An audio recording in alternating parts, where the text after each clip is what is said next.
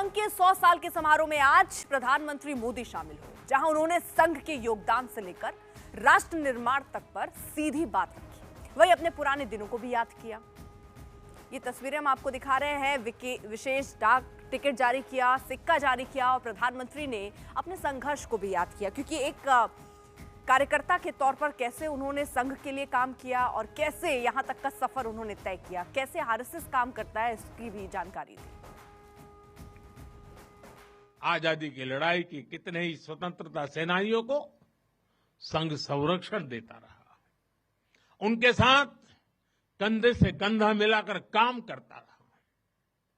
1942 में 1942 में जब चिमूर में अंग्रेजों के खिलाफ आंदोलन हुआ तो उसमें अनेक स्वयंसेवकों को अंग्रेजों के भीषण अत्याचार का सामना करना पड़ा।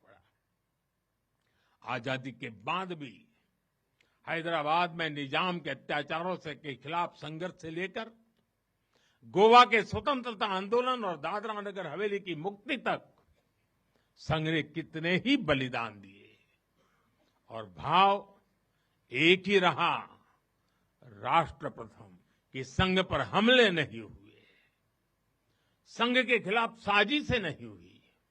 हमने देखा है कैसे आजादी के बाद भी संघ को कुचलने का प्रयास हुआ, मुख्य धारा में आने देने का और उसे न आने से रोकने का अनगिनत षड्यंत्र हुए।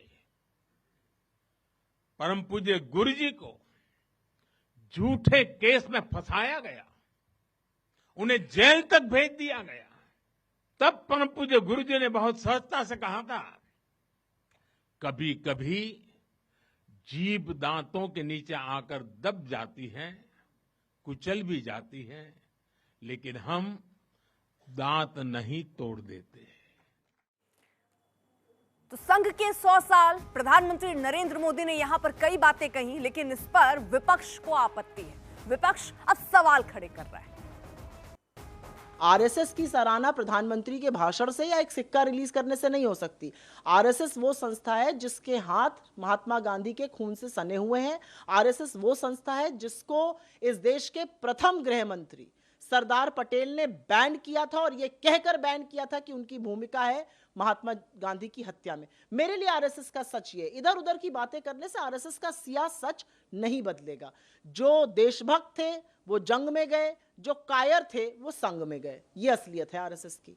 100 वर्षों में इस देश की 85% लोगों की हिस्सेदारी आरएसएस में क्यों नहीं हुई? 100 वर्षों में एक भी दलित आरएसएस का प्रमुख क्यों नहीं हुआ? एक भी आदिवासी आरएसएस का प्रमुख क्यों नहीं हुआ? एक भी पिछड़े वर्ग का व्यक्ति आरएसएस का प्रमुख क्यों नहीं हुआ?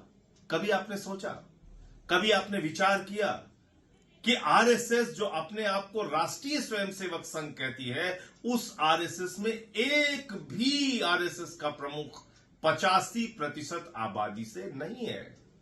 छोड़ दीजिए आप, दलित, पिछड़ा, आदिवासी तो नहीं है, एक भी महिला आज तक आरएसएस की प्रमुख नहीं हुई। तो आप इसको एक दकियानुसी सोच वाला, एक संकुचित सोच वाला संगठन कह सकते हैं, जो संविधान के खिलाफ है।